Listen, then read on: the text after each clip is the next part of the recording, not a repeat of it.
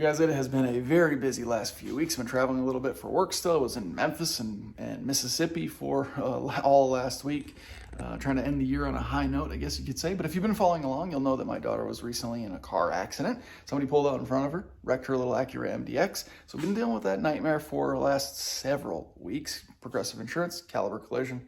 Oh my God. The car had some damage to the front, the bumper, scuff on the hood, wheel took an impact, fender was tweaked a little bit, so the headlight was misaligned and the door gaps were off.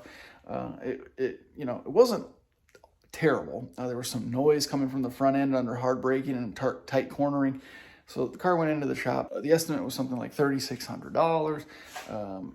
They fixed it, painted it. We went to pick the car up, drove all the way over there. The only shop around that could get us in a relatively decent amount of time was Caliber Collision, about 40 miles away from here. Drove all the way there.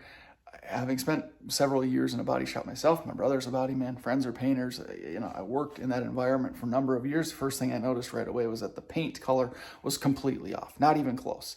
Much brighter than the rest of the car. I know three-stage paint is difficult. It's difficult for even good painters, and sometimes bumpers take paint color a little bit different than the rest of the body panels. But this was so far off, it was unacceptable. I sent a picture to my brother without saying anything, and he said it wouldn't leave my shop.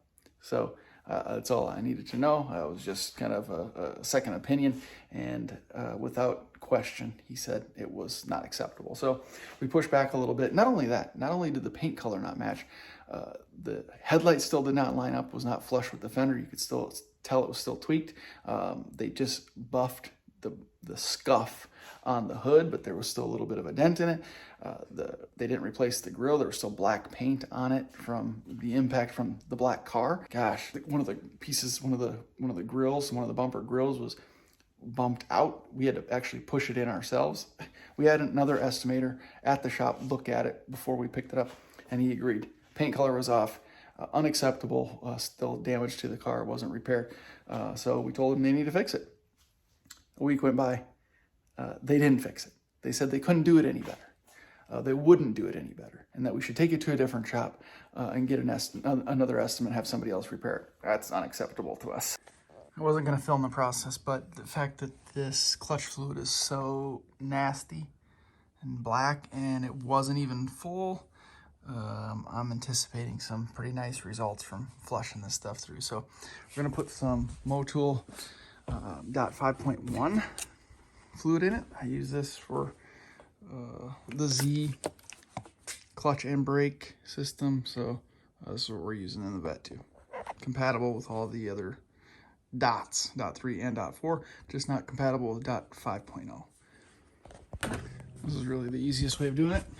Put a little fresh fluid in the reservoir, and then we just pump the clutch a bazillion times.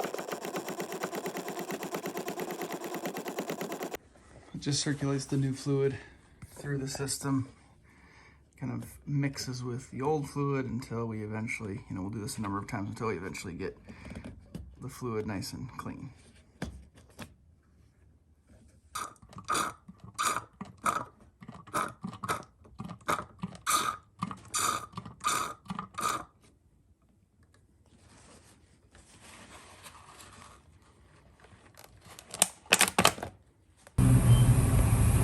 I think they finally got it right. So we knew they could do it. We knew they could do a little better job, and they repainted it and got it looking halfway decent. So finally got the MDX back. That's just been a nightmare process. It's just, and dealing with the shop, and Caliber Collision, I've never heard anything good about Caliber Collision, but unfortunately we just didn't have a lot of options, and I had my fingers crossed that we wouldn't run into any issues, and we did anyway.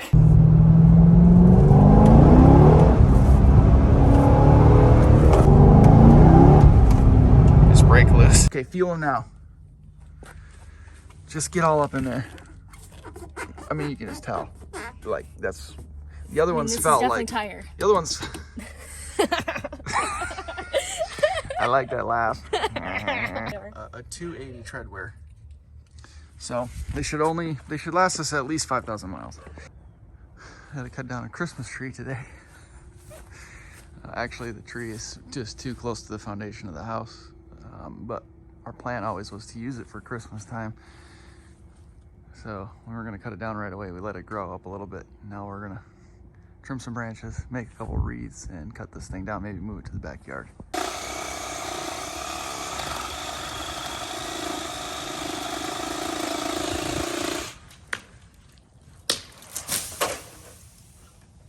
Well done, sir. Well done. So sad. So sad.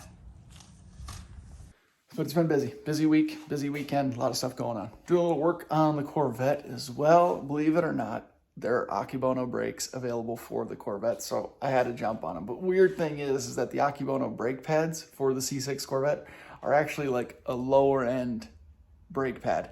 So I want to change rotors too, but I needed to get some pads done. And before I do rotors and do stainless lines and all this stuff on the Vet, I just wanted to get some pads in. So I thought I would try them out. So we're probably going to go. I don't know. I'm a big fan of Stop Tech. I think it's a great bang for your buck pad. But we're looking at Hawks and looking at some other pad options. So if you guys have any suggestions for the C6 Corvette, interested in sort of a higher performance brake pad for this car, so leave them in the comment section below. I appreciate it, but I'm looking forward to testing these Akebonos out. So surprisingly, for the Nissan Infinity community, Akebono is an upgrade. Everybody wants the Akebono big brakes, but for the Corvette, C6 Corvette, these are more of a budget-friendly option. It's kind of unbelievable. And not too bad of a little brake job for the C6 compared to the Q50. A little bit additional work because there are 6 padlets for each of the front calipers. So there are more pads to change out and 4 padlets per rear caliper. So again, a little bit additional work there.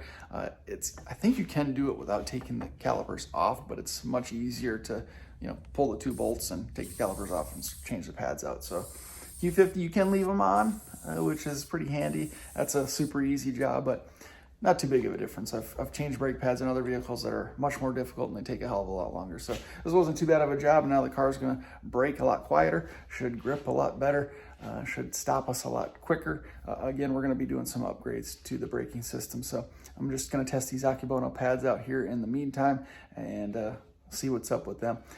Again, I didn't change the rotors out. They're still in pretty decent shape. So just looking forward to testing these pads, but I did bed them in, get them nice and hot, make sure the surfaces are mated properly between the pad and the rotor. So got them nice and warm, let them cool down, got them all cleaned up, and we're looking good, stopping good, and everything's working as it should. So thank you guys very much for watching. I appreciate you stopping in and checking out the vlog. Got a lot of stuff going on for the channel, a lot more coming up here in the coming weeks as well. Holiday season is here and we got some more plans. And I just hope you guys will follow along. I appreciate the continued support. We'll see you in the next one.